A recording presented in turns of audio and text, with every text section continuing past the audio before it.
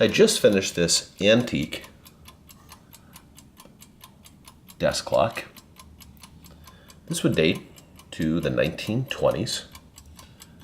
It has true-fired enamel panels on the exterior bezel.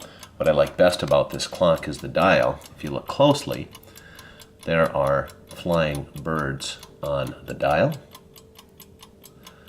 and then a tiny little bird cage. So they have flown the coop, and they are flying and singing. So they're very happy to be out of the cage.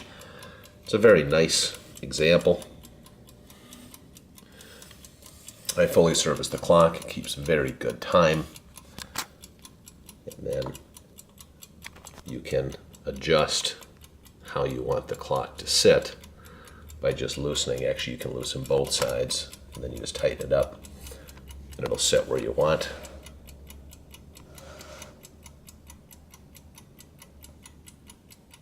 It's a very pretty clock. Take care.